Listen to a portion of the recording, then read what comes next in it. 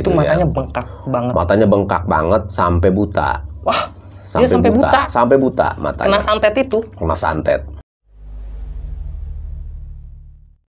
Selamat datang di segmen Bibah, Bincang bareng Mbah. Ini adalah segmen baru di mana Mbah akan mengundang seorang narasumber yang punya pengalaman mistis. Dan kali ini Mbah kedatangan seorang praktisi yang bisa menangkal santet. Beliau juga punya pengalaman yang sangat menakjubkan. Beliau pernah menyembuhkan beberapa orang yang kena santet. Baik, kita kenalan dulu dengan narasumbernya. Apa kabar, Mang Bidin? Alhamdulillah baik. Alhamdulillah baik ya, Mang ya. Iya. Bisa diceritakan, Mang, bagaimana sih pengalaman Mamang itu pertama bisa menyembuhkan orang-orang yang kena santet itu kayak gimana awalnya? Ya bisa sedikit. Awalnya saya itu bisanya punya penangkal itu dari dan pengobatan mulai dari mimpi awalnya. Dari mimpi ya? Iya, dari mimpi. Cuma pada suatu saat tiba-tiba ada orang yang meminta tolong yang terkena santet. Awalnya saya nggak ngeh gitu ya, yang namanya nggak punya apa-apa gitu, diminta tolong sama orang, ya gimana ya gitu ceritanya. Awalnya mau saya tolong, saya nggak bisa, cuma di dalam hati saya saya pengen coba aja, mudah-mudahan yang dari mimpi itu menjadi kenyataan. Namun pada akhirnya waktu saya mencoba untuk belajar mengobati orang yang terkena santet, akhirnya saya lakukan gitu. Perasaan di dalam diri saya itu seperti mimpi gitu awalnya. Awal mula mengobati orang yang terkena santet itu di mana kalau boleh tahu, Mang Bidin? Awalnya saya waktu bekerja di Medan pertamanya, ya di Medan, di tebing tinggi. Tebing tinggi? Iya, di tebing tinggi. Saya dengar Mang Bidin ini seorang sopir waktu itu di Medan ya? Di Medan, di bawa mobil KMP saya. KMP dulu, jadi waktu itu ada seorang yang kena santet dan minta tolong ke Mang Bidin. Gitu. Minta tolong itu, yang terkena santet itu satu keluarga 3 orang. Satu keluarga. Ayahnya, istrinya, sama anaknya. Efeknya apa itu kalau boleh tahu? Ya, yang terkena itu. Kira-kira kemungkinan itu orang dari salah kata gitu, salah paham. Sama orang lain gitu. Sama orang lain yang tadinya kerja di situ gitu, kerja di rumah makan. Namun si pembantu itu ada kesalahan, terjadilah salah paham. Orang itu diusir. Datang hari kemudian, berselang kira-kira seminggu, orang itu mulai ada reaksi yang terkena santet gitu. Namun tiba-tiba orang itu, saya lagi mau makan ke situ istirahat pas jam 12 siang, minta tolong gitu. Oh ya. Tiba-tiba ada yang minta tolong. Kenapa? Saya sakit, udah berobat ke dokter. Udah berkali-kali ke dokter tapi nggak ada reaksi, katanya sehat-sehat aja. Tapi waktu mau kenanya katanya udah jam 3 sore itu udah mulai kena. Apa dia? Keluhannya kepala sakit. Kepala sakit sama perut gitu. Perutnya panas atau gimana katanya itu? Panas, sakit, kayak gimana ya, kayak ada yang jalan gitu, kayak ada yang jalan. Di kepalanya sakit, katanya terasa ditusuk-tusuk gitu. Terus kira-kira apa ini yang Mamang lakukan waktu itu? Waktu itu saya sebelum saya mau makan siang, namun tiba-tiba ada suara katanya tolong. Oh, khoda Mamang itu? Iya, kemungkinan iya. Oh. Ada suara, ada orang yang minta tolong, tolonglah. Jangan sampai enggak, jangan ragu.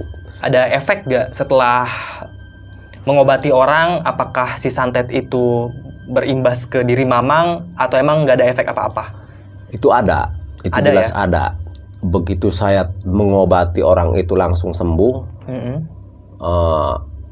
Itu spontan sama saya, kira-kira jam 3 sore langsung kena sama saya, nyerang. Nyerang ke Mamang itu ya? Iya, langsung nyerang. Nah, apa itu efeknya, Mang? sakit kepala yang udah gimana ya, sakit sekali lah gitu, nggak bisa dirasain gitu, sakit. Tapi saya maksain gitu, kerja kan, kerja diatur orang gitu. Sambil bekerja saya kesakitan, langsung saya ngebel guru saya. Menelepon guru Mamang guru yang ada di Jawa di Jawa gitu. Nah, kata guru, kamu jangan ini dulu katanya, yang ilmu-ilmu santet itu jangan menguasai dulu karena takut gimana, namanya udah terjadi, ada orang minta tolong, jadi saya mau nggak mau harus bisa, kata saya kan gitu. Namun kemudian guru saya membantu saya, akhirnya saya ditolong sama guru, akhirnya sakit kepala saya itu sembuh ya, sembuh dalam 3 hari. Mulai jadi sama guru yang di Jawa ini, Mamang ditolong melalui batin gitu ya istilahnya. Melalui batin. Itu dari jarak jauh. Dan sembuh itu waktu itu ya. Sembuh. Itu kejadian pertama kali ngobatin ya. Kejadian pertama gitu, pengobatan pertama saya itu. Oke, tadi itu pertama kalinya mengobati orang yang kena santet ya, Mang ya. Iya. Jadi Mang Bidin ini kira-kira yang paling parah nih, Mang. Yang paling parah efeknya ke Mamang itu di daerah mana? Yang katanya saya dengar sampai ada bola api itu. Oh, waktu itu saya berkelana di daerah Tanjung Karang, Lampung. Tanjung Karang ya. Di kampung Talang Mulia, Batu Putu. Talang Mulia ya? Iya. Itu minta tolong juga ke Mamang? Waktu itu bukan minta tolong, itu mah tiba-tiba saya mau tiduran, lagi saya wirid, kira-kira jam 11 malam ada kiriman gitu, ada bola api, tiba-tiba ada suara gemuruh angin dan kemudian meledak di atas rumah, langsung ke perut, dari perut langsung keluar lagi, mental lagi. Saya pun aneh, ada apa ini di badan saya gitu. Sedangkan saya itu nggak bisa apa-apa, cuma wirid doang gitu ya. Nah, setelah bola api itu masuk ke perut, langsung bengkak, langsung mental lagi ke atas. Namun tiba-tiba saya lihat lagi gentingnya nggak pecah. Nggak pecah? Iya, nggak pecah. Nah, itu malam itu yang pertama itu malam Rabu. Yang pertama, yang kedua kali ada itu dua kali bola api. Iya, malam Sabtu. Malam Sabtu itu begitu juga, meledak itu mah dari samping rumah. Itu mah suara angin kenceng, tiba-tiba meledak lagi gitu. Itu bola api yang ke pinggir itu dari samping rumah. Sedangkan rumahnya itu terbuat dari papan. Berarti, maaf Mam, dalam kasus ini Mamang tidak mengobati orang, tapi Mamang sendiri berarti yang kena santet waktu itu ya? Iya. Oh, kira-kira ada nggak perasaan Mamang tuh pernah ada konflik dengan seseorang atau gimana? Iya, pernah, iya. Pernah, itu emang kemungkinan menjajal saya karena itu perbuatan saya awalnya.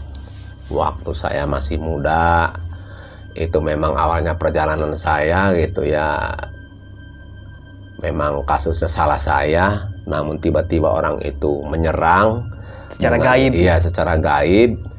Tapi alhamdulillah kemungkinan di dalam diri saya ini ada yang menjaga gitu ya. Saya pun nggak tahu gitu. Kok bisa tiba-tiba ada bola api menyerang saya, kok bisa keluar lagi gitu. Nah, di tengah itu kok bisa keluar lagi, saya wirid terus, saya minta kekuatan sama Yang Maha Kuasa biar saya diselamatkan gitu dari penyerangan itu. Nah, namun yang kedua kali, yang ketiga kali juga begitu. Terakhir yang ketiga kali itu penyerangan lebih gawat lagi, lebih parah lagi. Tapi alhamdulillah. Itu penyerangannya berupa apa, Mang? Kalau boleh tahu. Berupa bola api juga. Bola api juga? Iya, menyerang. Masih di Lampung tuh? Masih di Lampung juga. Ya, di tempat kakak gitu ya. Waktu itu saya masih udah punya anak satu itu. Nah, kemudian yaitu mah yang terakhir saya langsung ada penampakan orang berjubah. Kata yang berjubah itu, tenang aja, di dalam diri kamu itu ada sebuah kekuatan dari Yang Maha Kuasa.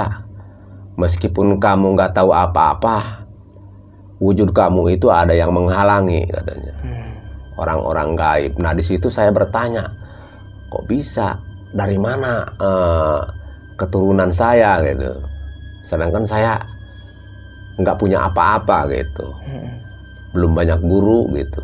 Tapi alhamdulillah dari pengalaman itu saya banyak inisiatif untuk banyak berguru. Alhamdulillah. Dari sana berguru juga. Iya. Gitu ya?